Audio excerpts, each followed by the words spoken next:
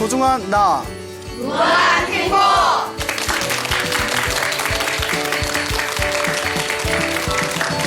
예, 만나서 반갑습니다. 광우 스님이라고 합니다. 만나서 반갑습니다.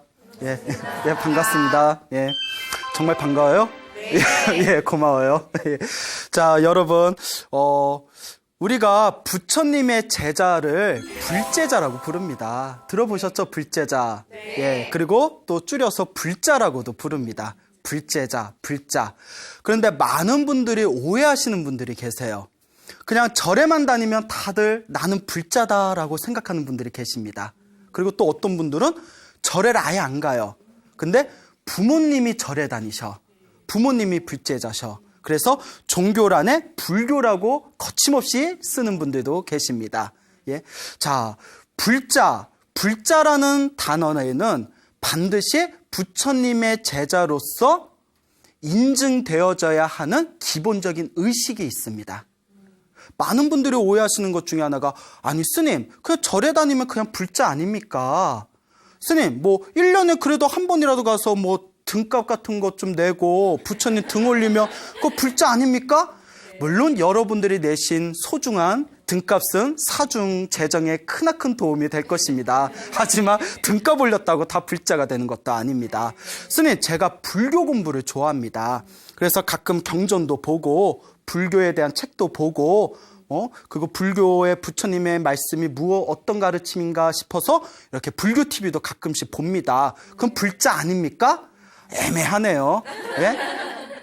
라고 해줄까? 불자라고 해줄까? 안 됩니다. 예. 부처님께서는 그런 게 불자라고 말씀하시지 않으셨습니다.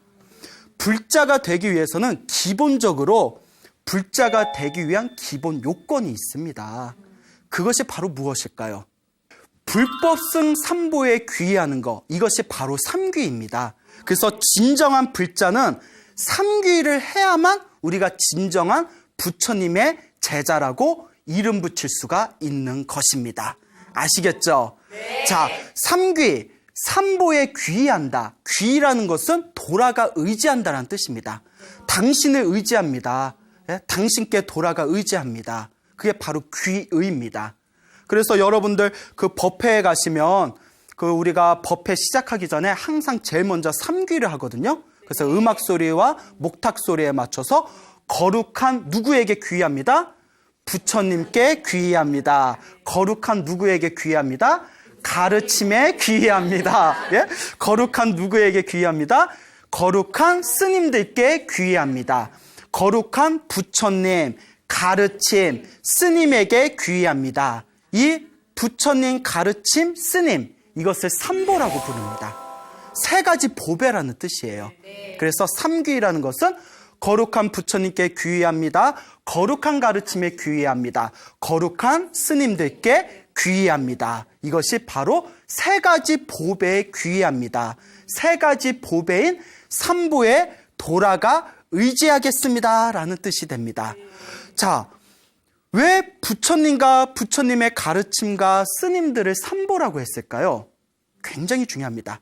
여러분, 보배, 보석. 여러분, 보석 좋아요, 싫어요? 좋아요. 좋죠? 네. 예, 그렇죠. 금, 은, 수정, 사파이어, 다이아몬드 좋죠? 네. 예, 예? 여보, 우리 사랑은 다이아몬드 크기로 결정 짓는 거야. 이런 분들 안 계시죠? 자, 근데 중요한 게 있습니다. 보배, 보석. 이 세상의 보석이라는 것은 언젠가는 결국 깨지고 부서지고 흩어집니다. 동감하시죠? 네. 금도 언젠가는 사라져요. 언젠가는 금도 사라지고 은도 사라지고 언젠가는 다이아몬드도 다 부셔져서 사라집니다. 그리고 그 어떤 세상의 아름다운 보배와 귀중한 보석도 죽은 뒤에 가져갈 수 있다 없다? 가져갈 수 없습니다. 예? 가져갈 수가 없어요. 그런데 부처님과 부처님의 가르침과 부처님의 가르침을 따르는 스님들께 돌아가 의지하는 이 삼보의 귀한 공덕은 죽은 뒤에도 복이 되고 선업이 되고 공덕이 된답니다. 복과 선업과 공덕이 되기 때문에 죽은 뒤에도 그 공덕의 힘이 너무나 뛰어나기 때문에 세 가지 보배다. 보배도 세상에서 언젠가 사라지는 그런 무상한 보배가 아니라, 유한한 보배가 아니라 나에게 무한한 행복을 가져다주는 가장 뛰어난, 가장 소중한 보배다라는 의미로 부처님과 부처님의 가르침과 그리고 스님들, 부처님의 가르침을 따르는 스님들을 무엇이라고 부른다? 삼보라고 부릅니다. 알겠죠? 예? 제가 이런 얘기하면 젊은 애들이 우리 어렸을 때 컴퓨터 삼보 컴퓨터였는데 뭐? 예? 이러면 돼요, 안 돼요? 안 돼요. 그거는 그거고, 예, 우리가 말하는 삼보는 불법승. 부처님, 법은 뭐라고 했죠? 가르침, 승은 스님들. 그래서 부처님 가르침, 스님들, 불법승 삼보에 귀의하는 거. 이 삼귀를 해야 진정한 무엇이 되는 것이다?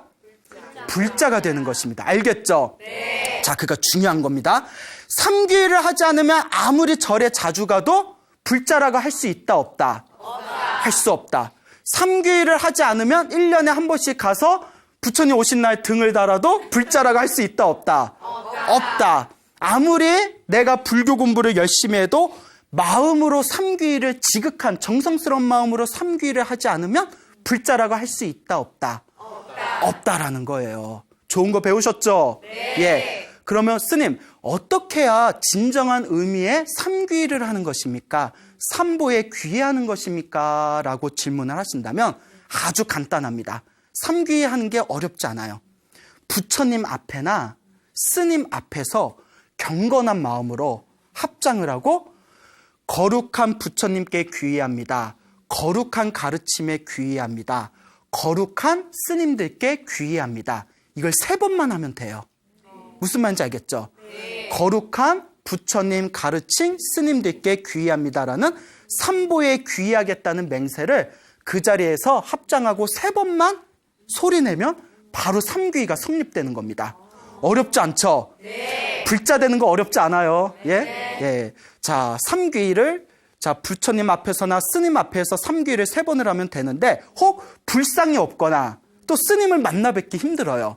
그러면 그냥 조용한 곳에서 자기 방이나 깨끗한 조용한 곳에서 마음을 정성스러운 마음으로 부처님을 생각하면서 삼귀를 하면 그것도 불법승 삼보에 귀하는 삼귀가 성립이 된다고 합니다. 아시겠죠? 네. 예, 이것이 바로 삼귀, 진정한 불자가 되는 가장 기본 조건입니다.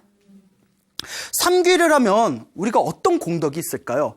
솔직히 우리가 무언가 떨어진 게 있어야 뭔가 하고 싶은 마음도 드는 거지. 아니 막말로 저 불자 되기 싫어요 이러면 뭐 할 말 없잖아요. 그렇죠? 물론 여러분들 다 이제 부처님에 대한 믿음이 깊으시리라 이제 생각이 되지만, 자, 삼귀를 하면 다음과 같은 공덕이 있다고 합니다.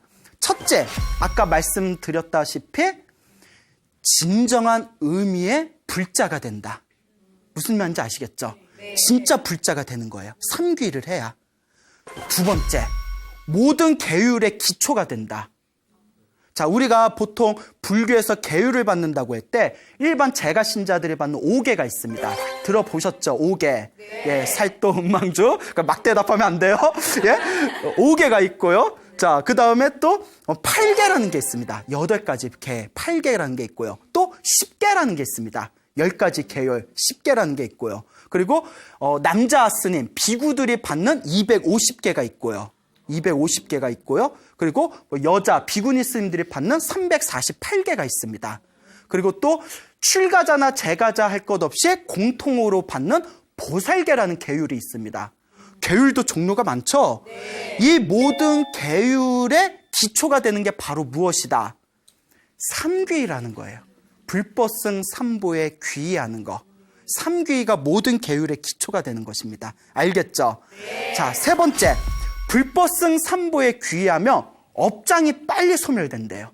업장이 무슨 뜻인고 하면 여러분들 살다 보면 일이 잘 안 풀릴 때 있죠? 네. 일이 잘 안 풀리는 게 내가 과거에 지은 좋지 못한 업의 장애가 있어서 그렇대요.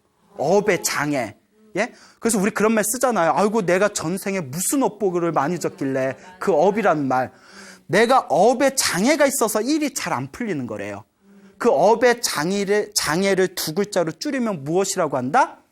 업장이라고 하는 거예요. 그래서 불법승 삼보에 귀의합니다. 거룩한 부처님께 귀의합니다. 가르침에 귀의합니다. 스님네께 귀의합니다. 삼귀를 염송하면 무엇이 빨리 소멸된다? 업장이 빨리 소멸된대요. 꿈자리가 뒤숭숭하신 분. 주무시기 전에 불법승 삼보에 귀의합니다. 5분만이라도 삼보에 귀의하겠다는 걸 염송하시고 암송을 하시고 잠에 들면 꿈자리도 편해집니다. 이건 경험담이에요. 예, 주변에 그런 분들이 많습니다. 아시겠죠? 네. 자, 업장이 소멸되니까 그 자리에 무엇이 자꾸 쌓일까요? 복이 쌓입니다. 그렇죠. 복이 자꾸 쌓여요. 그래서 절에 열심히 다니고 기도 열심히 하고 불법승 삼보에 귀의하면서 열심히 선업을 지으신 분들이 갑자기 집안의 일이 잘 풀렸다라는 분들이 주변에 굉장히 많습니다. 예? 그래서 업장이 소멸된 그 자리에 복이 쌓이게 된다. 자, 죽은 뒤에 나쁜 곳에 태어난다, 태어나지 않는다. 예. 불법승 삼보에 귀의했는데 죽은 뒤에 나쁜 곳에 태어나면 돼요, 안 돼요? 예? 우리 사찰 문 닫아야 돼요. 예? 자, 불법승 삼보에 귀의한 공덕으로 죽어서 나쁜 곳에 태어나지 않고 좋은 곳에 태어난답니다. 좋은 곳에 태어나게 된다. 자, 그리고 불법승 삼보에 귀의하게 되면 영적인 보호를 받게 된대요. 보이지 않는 어떤 보호를 받게 된답니다. 이것과 관련된 무궁무진한 이야기가 제 주변에도 엄청 많아요. 막 큰 사고를 당할 뻔했는데 무슨 기적 같은 일이 생겨가지고 그 위험에서 벗어난 그런 보호받은 이야기가 굉장히 많습니다. 이걸 언제 다 풀어내나? 예? 굉장히 많아요. 여러분들도 한번 경험해 보시기 바랍니다. 그래서 보호를 받는다. 그리고 가장 중요한 거, 언젠가 빨리 깨달음을 얻게 된다. 불법승 삼보에 귀하면 이번 생이 아니더라도 다음 생, 다다음 생이라도 언젠가는 반드시 무엇을 얻게 된다? 깨달음을 얻게 된다. 와 같은 불법승 삼보에 귀하는 이와 같은 훌륭한 공덕이 있습니다. 여러분 믿습니까? 네. 예, 믿어요? 예? 네. 표정 보니까 예. 자, 그래서 우리 부처님 경전에 우바세 개경이라는 경전이 있습니다. 우바세 개경이라는 경전에 불법승 삼보에 귀의하는 공덕에 대해서 다음과 같이 설하고 있습니다. 만약 어떤 사람이 부처님과 가르침과 스님들께 정성스러운 마음으로 귀의하면 앞으로 미래에 얻을 그 복과 그 공덕은 감히 헤아릴 수가 없다. 예를 들자면, 그 예가 나옵니다. 예를 들자면 어느 나라가 있는데 그 나라에 큰 보물창고가 있다. 그 보물창고에 엄청나게 많은 보물들이 있는데 그 나라의 모든 국민들을 동원해서 7년 동안 그 보물을 옮겨도 1년도 아니고 2년도 아니고 3년도 아니고. 여러분 혹시 여기 남자부부 군대 갔다 왔어요? 2년 길어요, 짧아요? 엄청 길죠? 그런데 몇 년을 옮겨요? 7년을 옮겨요. 보물창고에 있는 보물을 온 국민이 7년 동안 옮긴 양보다도 불법승 삼보에 귀한 공덕이 1000만 배 더 뛰어나다. 이렇게 이야기하고 있습니다. 안 믿겨지죠? 예? 왜 이렇게 솔직해? 왜 이렇게 솔직해? 안 믿겨져요? 예. 자, 그래서 우리 부처님의 또 12인연경이라는 경전에서 다음과 같이 이야기합니다. 우리 일반 중생들은 다음과 같은 세 가지의 바람이 있다. 맞는가 한번 잘 생각해 보세요. 세 가지 바람이 있는데 첫째가 건강함이요. 둘째가 편안함이요. 자, 건강하고 편안하니까 어떻게 하고 싶어요? 예, 셋째가 오래 사는 것이다. 그렇죠. 이제 그러니까 진시황이 불로초 찾으러 다녔잖아요. 예, 계속 영원히 누리고 싶다. 건강하게 사는 거, 편안하게 사는 거, 그리고 오래 사는 거. 그런데 우리의 삶이 그렇습니까? 그렇지 못합니까? 그렇지 못하죠. 부처님께서 다음과 같이 말씀하십니다. 늙음은 건강의 적이요. 늙어가면서 자꾸 건강이 이제 잃어버리지 않습니까? 질병은 편안함의 적이요. 예? 병 걸리면 편안함이 어디 있어요? 계속 힘들고 괴롭죠. 그리고 죽음은 오래 사는 것의 적이다. 늙고 병들고 죽음에서 우리가 벗어날 수 있어요? 없어요? 없죠. 근데 우리 부처님께서 다음과 같이 말씀하십니다. 늙고 병들고 죽는 근원적인 고통에서 벗어나고 싶다면 먼저 무엇에 귀의해라? 불, 법, 승, 삼보에 귀의해라 라고 부처님께서 12인연경에서 설하고 계십니다. 그러면 어떻게 우리가 늙고 병들고 죽음에서 벗어날 수 있을 것인가? 제가 재밌는 이야기를 드릴게요. 그 부처님 팔만대장경을 보면 절복나한경이라는 경전이 있어요. 예, 언젠가 찾아보세요. 네. 그럴 리는 없겠지만 뭐 여러분들이 그거 찾아볼 일은 없겠지만 절복나한경이라는 경전에 우리 불교에서도 천국의 세계가 있습니다. 물론 우리 불교는 천국의 삶을 영원한 삶으로 보지 않아요. 이번 생에 복을 많이 지으면 천국에 태어났다가 그 복이 닿으면 다시 어떻게 해야 돼요? 밑으로 또 떨어질 수밖에 없습니다. 그래서 윤회하는 존재죠. 태어나고 죽고 태어나고 죽고. 그런데 불교에서는 하늘 세계가 몇 개가 있다고 하죠? 28개가 있습니다. 하늘 세계가 28개가 있어요. 그러니까 내가 이번 생에 지은 선업과 복의 힘에 의해서 태어나는 세계가 또 서로 다릅니다. 복을 많이 지을수록 28천 꼭대기에 점점 올라가는 거예요. 자, 28천 중에서 도리천이라는 천상세계가 있어요. 흔히 33개의 구역으로 나눠져 있다 해서 33천이라고도 부릅니다. 도리천. 굉장히 쾌락이 가득한 행복한 세상이래요. 도리천이라는 세계가 있는데 이 도리천에서 살고 있던 하늘세계 그 천신이 수명이 7일이 남았대요. 며칠이 남았다? 7일이 남았답니다. 그런데 천상세계에 있는 천신들은 기본적으로 천안통이 있대요. 그래서 하늘세계에 태어나면 이 천안통의 힘으로 자기가 전생에 무슨 복으로 천상세계에 태어났는지를 알 수 있고 바로 전생을 이번 생에 천상세계에서 떨어지면 어디로 태어나는지까지는 알 수가 있대요. 천안통으로. 그러니까 이 사람이 자기가 수명이 7일이 남았다는 걸 알고 이 하늘세계 사람, 이 천신이 자기가 죽은 뒤에 어디에 떨어질까 하고 천안통으로 살펴봅니다. 무엇으로 태어날까요? 돼지로 태어나게 된다는 걸 압니다. 돼지. 그러면 돼지 안 되지? 안 되지. 예? 예? 예? 예? 표정 뭔가요? 예? 예? 아, 요새 이런 유머 안 좋아하나요? 예? 예? 자, 돼지에 태어난다는 것을 알게 됩니다. 왜 그런고 하니 천상세계에서 복을 다 써먹었기 때문에 그 복의 힘에 다 부족해서 인간으로 못 태어나고 무엇으로 태어났? 돼지로 태어나는 거예요. 그 자기 복을 다 써버리면 안 좋은 곳에 태어나게 됩니다. 예? 그러니까 자꾸 새로 복을 짓고 자꾸 복을 아낄 줄을 알아야 돼요. 돼지로 태어난다는 걸 아니까 기분이 좋아요, 나빠요? 예, 너무나 괴로움에 떨다가 옆에 있는 친구 천신이 그 돼지로 떨어지게 예정된 천신에게 다음과 같이 이야기합니다.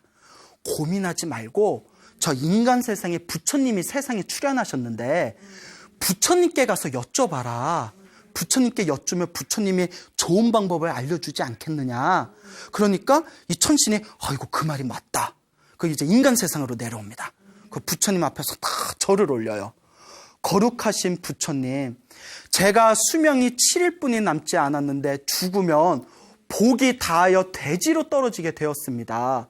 제발 저를 제도해 주십시오. 구제해 주십시오. 그 부처님께서 천신이요. 7일이 남았으니 7일 동안 오로지 부처님 가르침 스님들께 귀의하겠다는 삼귀의를 염송해라 라고 가르칩니다. 7일 동안 오로지 삼보에 귀의해라. 그래서 그 말을 듣고 하늘나라 천신이 이제 천상계에 올라가서 7일 동안 자기 천궁 안에서 하늘세계 궁궐 안에서 벽만 보고 뭐만 외워요? 삼귀의만 외웠답니다. 거룩한 부처님께 귀의합니다. 거룩한 가르침께 귀의합니다. 거룩한 스님들께 귀의합니다. 거룩한 부처님께 귀의합니다. 계속 삼귀의를 염송했답니다. 그리고 두둥 자체 음향 효과예요. 7일이 지났어요. 7일이 지났을 때 천신이 죽었을까요? 안 죽었을까요? 죽었습니다. 천신이 죽었어요. 죽었는데 자, 내가 지은 업은 누가 받는다? 내가 받는다. 복도 누가 짓는다? 내가 짓는다. 내가 지은 복은 누가 받는다? 내가 받는다. 7일, 수명이 7일 남았다는 것은 이번 생의 업이었고 그 업이 다해서 돼지로 떨어질 몸이 7일 동안 간절한 마음으로 불꽃은 산보에 귀한 그 기도 공덕의 힘으로 인간 세상 큰 부잣집에 태어났대요. 그러니까 복이 찬 거예요. 오늘부터 삼귀 좀 하세요. 예, 복이 찬 거예요. 예? 그래서 돼지로 떨어질 몸으로 인간 세상의 큰 부잣집 아들로 태어납니다. 그래서 온갖 귀여움과 온갖 정성 속에서 그 아이가 무럭무럭 자라서 7살이 됩니다. 7살이 됐을 때 부모님하고 함께 길을 걷고 있었대요. 길을 다 걷고 있었는데 멀리서 부처님의 수제자 중에 한 분이신 사리불 스님을 만나게 됩니다. 지혜제일이라고 불리웠던 분이에요. 지혜제일 사리불 스님이 다 걷고 계시니까 아이가 그 스님을 보면서 호련히 전생일이 기억났대요. 야, 대박. 예? 전생일이 확 기억나면서 사리불 존자 앞에서 그 아이가 삼배를 올리는 거예요. 절 삼배를 하는 거예요. 그 부모님이 놀라잖아요. 애가 왜 이러지? 여러분 생각해 보세요. 여러분 아들을 낳았는데 7살짜리 아들을 데리고 저기 터미널에 갔는데 광우스님을 만났어요. 아들이 갑자기 스님하고 길에서 삼배를 하면 어떻겠어요? 마음이 놀랍잖아요. 그래서 부모님이 당황하자 이 아이가 부모님께 다음과 같이 이야기를 합니다. 부모님 놀라지 마십시오. 실은 제가 전생에 저 도리천의 천신이었는데 복을 다 까먹어서 돼지의 몸을 받을 뻔한 것을 부처님의 가르침으로 인간 몸을 받게 되었습니다. 제가 이렇게 좋은 몸을 받게 된 것은 다 부처님 덕분입니다. 그러니 어머님, 아버님, 제가 부처님 은혜를 갚을 수 있게 우리 부처님과 제자분들을 저희 집으로 모셔서 공양을 올렸으면 합니다. 아이가 그런 말을 하는 거예요. 예? 그러니까 무서워요? 예? 호러물인가 갑자기? 7살짜리 아이가 전생 얘기하니까? 그러니까 부모님이 감동받아가지고 부처님과 스님들을 모셔서 이제 공양을 올립니다. 공양을 올리니까 부처님께서 항상 신도들의 공양을 받고 나서는 법문을 해주십니다. 예? 그러니까 이제 법으로서 중생을 제도하시니까 그 공양을 다 마치시고 그 가족들을 위해서 법문을 하니 그 법문을 듣고 그 부모님과 아이가 모두 깨달음을 얻었다라는 내용이 경전에 딱 나옵니다. 예, 재밌죠? 네. 여러분 전생 믿어요, 안 믿어요? 믿어요? 네. 나는 전생이 무엇이었을까 생각해 본 적 있죠? 네. 근데 아까도 이야기 중에 그 7살 난 아이가 사리불 스님을 보고 전생이 호련히 기억났다고 했잖아요. 네. 근데 우리가 정말 그런 일이 정말 가능할까? 이런 생각도 한번 해볼 수가 있을 거예요. 네. 제가 직접 들었던 이야기인데 제가 모시던 한참 오래되신 선배 스님이 계세요. 구참 스님이 계시는데 그 스님께서 당시 이제 사형 사제들하고 중국 여행을 갔대요. 중국 여행을 갔는데 그 중국의 사찰 성지순례를 가시다가 어느 그 중국 시골에 그 어느 암자에 갔답니다. 근데 같이 갔던 사형 스님이 그 암자에 가더니 갑자기 막 흥분을 하면서 그 암자를 막 돌아다니시더래요. 예? 그 말이 암자지 중국에서 암자면 우리나라의 큰 절입니다. 중국은 워낙 통이 커가지고요. 그 막 이렇게 돌아다니다가 막 흥분을 하시더래요, 사형 스님이. 아니, 스님 왜 그러세요? 했더니 그 사형 스님이 흥분하면서 이렇게 이야기하더랍니다. 내가 머리 깎고 출가하기 전부터 꿈을 꿀 때마다 항상 보던 절이 있었다. 항상 똑같은 절이 보이더래요. 똑같은 절이 보였는데 그래서 내가 부처님하고 인연이 있나 보다 이런 생각을 품고 이제 머리를 깎고 내가 스님이 됐는데 한국에 있는 모든 사찰을 내가 다 돌아다녀 보아도 꿈에서 자주 보던 그 절을 찾을 수가 없었다. 그런데 그 절을 어디서 봤다? 중국. 여기가 바로 그 절이라는 거예요. 스님이 거짓말 해요, 안 해요? 안 해요. 진짜? 그 스님이 거짓말 할 리 없어요. 예, 그런 얘기를 왜 거짓말해요? 근데 그 스님이 막 놀래가지고 그 주지스님하고 이야기를 나눴대요. 중국 주지스님하고 뭐 중국말 할 줄 알아요? 니하오 이러면서 중국말을 했겠죠. 그러던데 결론이 옛날에 여기가 큰 절이었답니다. 그러다 이제 뭐 문화 대혁명 그런 걸 맞아서 이제 많이 퇴락한 절인데 옛날에 여기가 굉장히 큰 절이었다, 이 지역에. 그러니까 그 한국인 그 사형 스님께서 내가 전생에 여기 중국 스님이었나 보다. 너무나 고향에 온 것 같은 느낌이 들더래요. 그 호련히 생각나는 거예요. 그 무시할 수 없어요, 여러분. 예? 그래서 그 주지 스님한테 그때 중국하고 한국하고 환율 차이가 많이 나잖아요. 그래서 여기 절 좀 잘 보살펴 달라고 전생에 내 절이었다고 하면서 한국 돈으로 큰 돈을 이렇게 시주했대요. 예, 땡 잡았네. 예. 자, 그렇답니다. 그 호련히 그렇게 보이는 경우가 있어요. 그래서 우리 스님들이나 제가 신도 분들 중에서도 기도를 열심히 하다가 자기 전생을 보는 경우가 종종 있습니다. 예, 그러니까 결코 무시할 것이 못 된다. 알겠죠? 예. 자, 이와 비슷한 얘기가 또 팔만대장경에 수삼귀의 횡면 악도경이란 경전에 이 비슷한 이야기가 있습니다. 기억하기 힘들죠? 예, 수삼귀의 횡면 악도경. 이렇게 이야기만 기억하세요. 예, 재밌는 이야기입니다. 역시 아까 이야기와 똑같은 배경인 도리천, 삼시삼천의 천상에서 있었던 일입니다. 이 도리천의 천신이 자기가 죽은 뒤에 수명이 7일뿐이 안 남은 걸 알게 됐대요. 역시. 그래서 내가 다음 생에 어디에 떨어지게 될까 하고 살펴봤더니 역시 어디에 떨어진다? 돼지에 떨어진다. 돼지가 무슨 천상들, 천인데 떨어지면 모이는 대기실인가 봐요.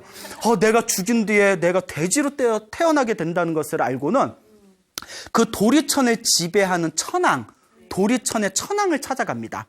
그 도리천의 천왕에게 그 천신들의 왕이겠죠. 제가 수명이 7일뿐이 안 남았는데 죽으면 제가 돼지의 몸을 받게 되었습니다. 왕이시여 제발 저 좀 살려주십시오.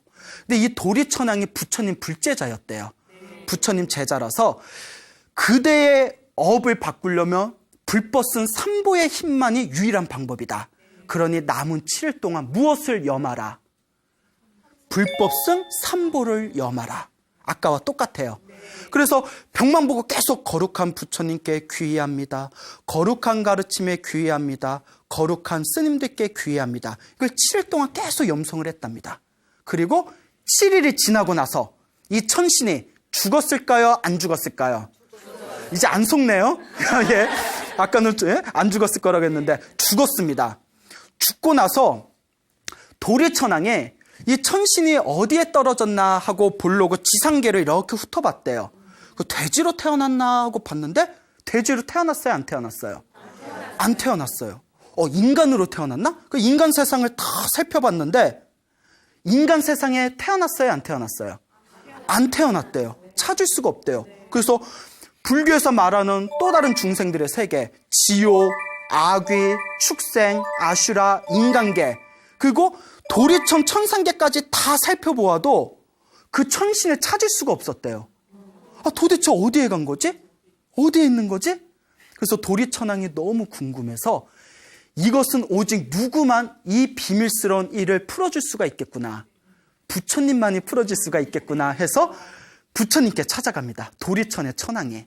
그래서 거룩한 세존에게 삼배를 올리고 그동안 있었던 전후 사정을 이야기합니다.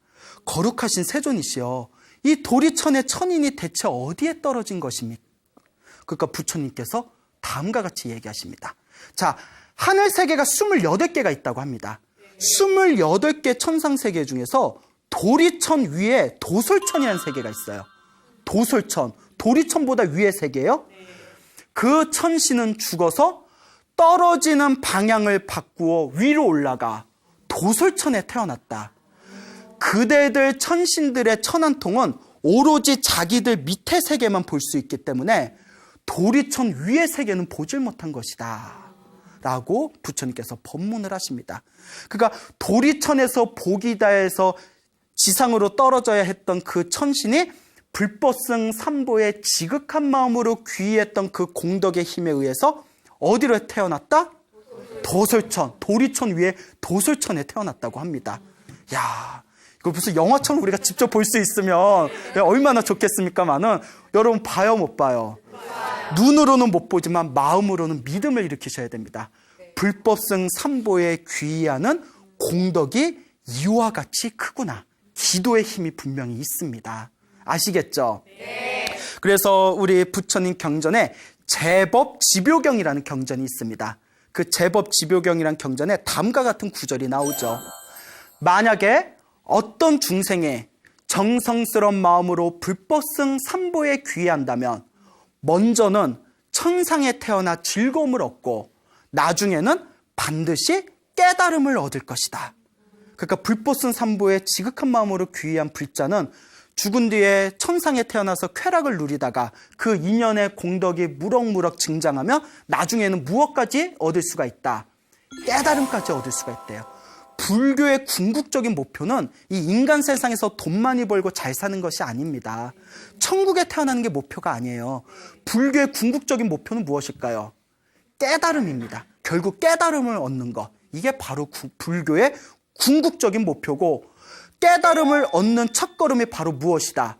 불법성 삼보에 귀의하는 것이다 라는 것을 명심하시길 바랍니다. 알겠죠? 네. 석가모니 부처님, 2600여 년 전 인도에 석가모니 부처님이라는 분이 세상에 출현하셨습니다. 그렇죠? 네. 자, 그런데 석가모니 부처님이 출현하시기 이전에도 또 다른 수많은 부처님들이 계셨대요. 수많은 부처님이 계셨는데, 이 지구가 아니라 여러분 불교의 스케일은 엄청나게 큽니다. 예? 불교는 이미 2600년 전에 외계인의 존재를 인정했어요. 지구 말고도 또 다른 세계가 있고 또 다른 중생들이 있다. 그들이 빛이 나는 궁전을 타고 지상에 내려오기도 한다. 이런 구절들이 있어요. 신기하죠? 예. 진짜? 진짜 신기해요? 예. 자, 2600년 전 석가모니 부처님 이전에 이 지구가 아니라 또 다른 우주, 또 다른 차원, 또 다른 세계에 석가모니 부처님으로부터 18번째 전, 몇 번째 전? 18번째 전에 부처님이 계셨어요. 석가모니 부처님 전에 가섭이란 부처님이 계셨고, 그 전에 또 그 전에 그 전에, 그래서 석가모니 부처님에서 18번째 전에 부처님이 아노마다시라는 부처님이 계셨습니다. 아노마다시라는 부처님이 계셨는데, 이 아노마다시 부처님 당시에 어느 젊은이가 있었어요. 어느 젊은이가 있었는데, 이 젊은이가 너무 출가를 하고 싶은 거예요. 나도 부처님 출가 제자가 되어 머리를 깎고 승복을 입고 깨달음을 구하고 싶구나. 여러분 출가하고 싶어요? 안 하고 싶어요? 분위기 왜 이러냐? 아, 스님 앞에 두고 안 하고 싶어요 하면 어떡해? 예, 예? 자, 그래요? 예. 자, 그래서 너무 출가를 하고 싶었는데, 출가를 할 수가 없었습니다. 자기가 외아들인데, 당신의 부모님이 다 눈이 먼 장님이셨대요. 그래서 장님이신 부모님을 봉양해야 되기 때문에 출가를 할 수가 없는 거예요.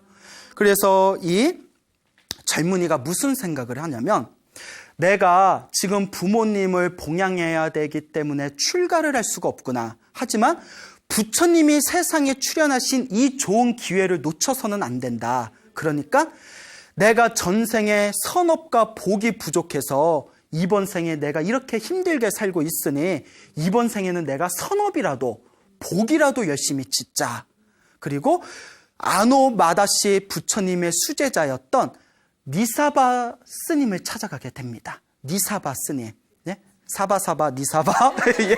예? 자, 니사바 스님을 찾아가서 니사바 스님께, 스님, 제가 전생에 복이 부족해서 이번 생에 출가하기가 힘듭니다.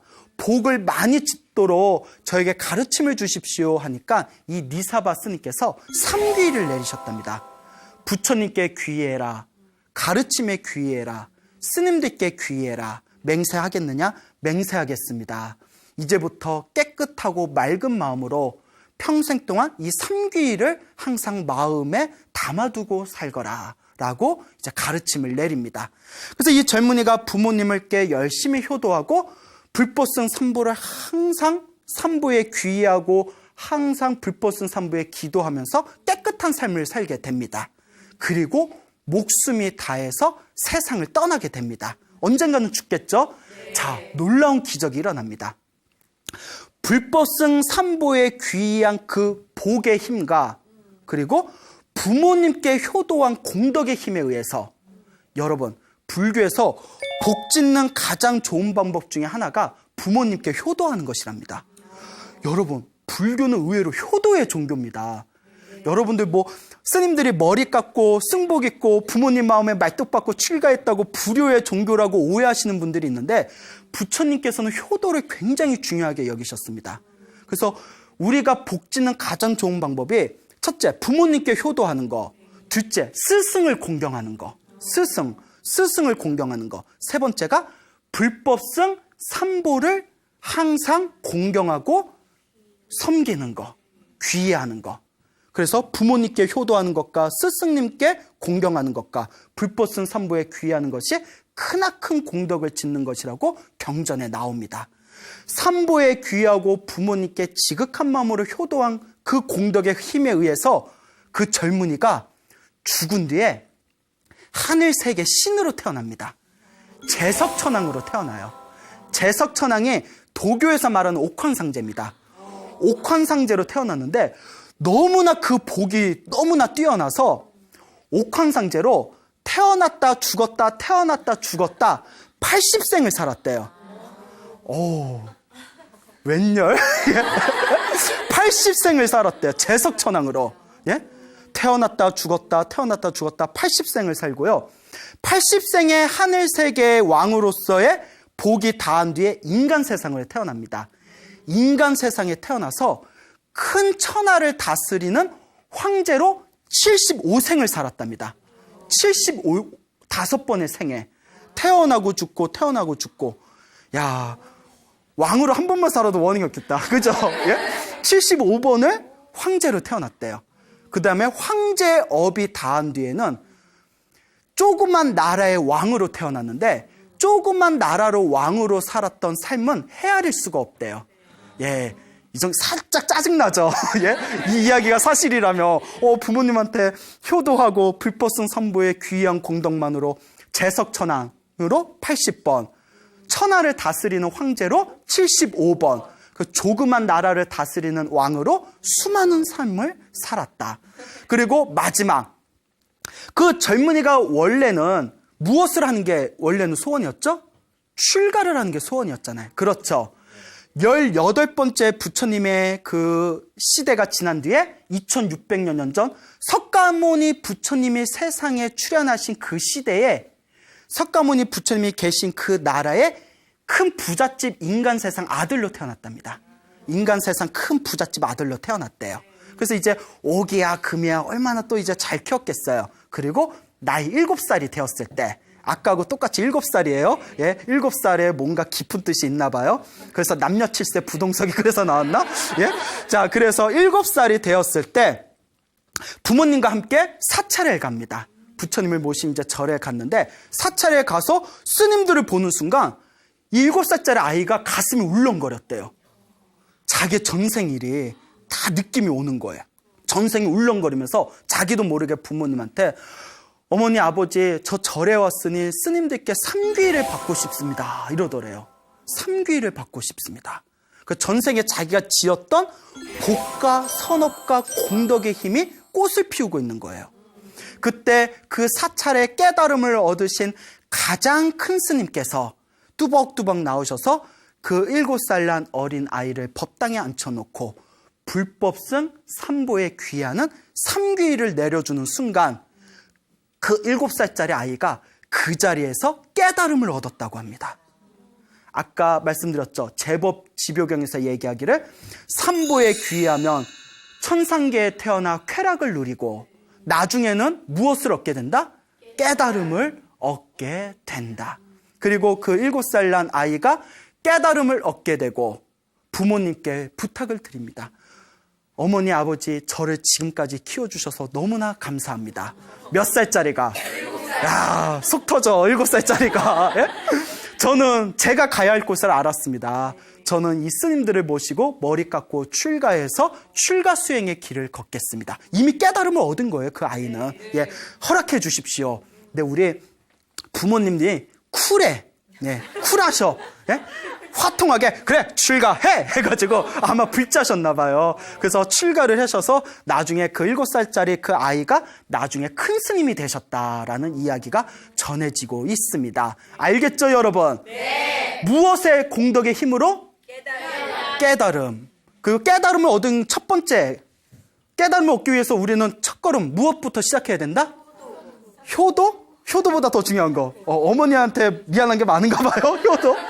불법승 삼보에 귀한 거. 불법승 삼보에 귀해라. 여러분, 불교는 대박입니다. 예? 여러분 생각해 보세요. 여러분 로또 복권 산 적 있어요? 네. 샀구나. 예. 사셨어. 저는 한 번도 로또를 사본 적이 없습니다. 뭐 스님이니까 당연한 거지만. 근데 주변에 사시는 분들은 많이 봤어요. 자, 아니, 그거 왜 사세요? 재미로 사는 거지. 입으로는 재미라고 하지만 마음으로는 뭐가 있어요? 한 방. 인생은 한 방이야. 인생은 한 방이야. 근데 잘 돼요? 안 돼요? 안 되잖아요. 여러분, 로또는 될 수도 있고 안 될 수도 있어요. 그런데 안 될 확률이 더 많아요.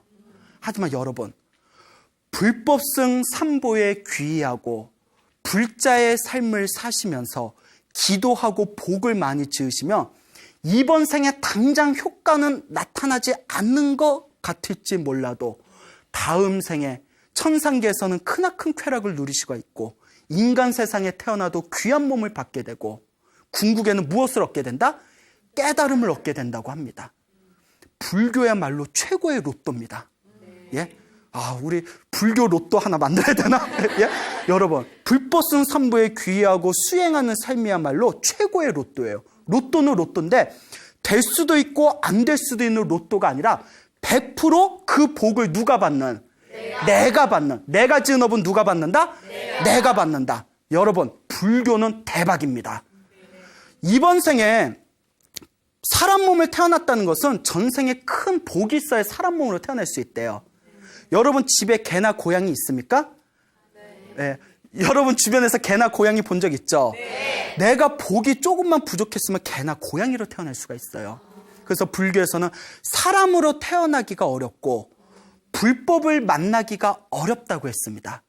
그런데 이번 생에 사람으로 태어나서 이번 생에 불법을 만나서 이번 생에 불법승 삼보에 귀의한 불자가 되어 수행을 할 수 있다는 것은 전생에 엄청난 선업을 지었다는 증거입니다. 이 어려운 인간의 몸을 받고 태어나서 이 어려운 불법을 만났는데 결코 여러분들의 삶을 허송세월하지 마시길 바랍니다. 알겠죠, 여러분? 네. 여러분, 행복하게 살고 싶습니까? 네. 행복한 삶을 창조하고 싶습니까? 네. 복을 지으십시오. 선업을 쌓으십시오. 공덕을 지으십시오. 복과 선업과 공덕의 힘이 여러분들을 진정한 행복의 길로 이끌어 줄 것입니다. 여기서 마치겠습니다. 소중한 나! 무한행복!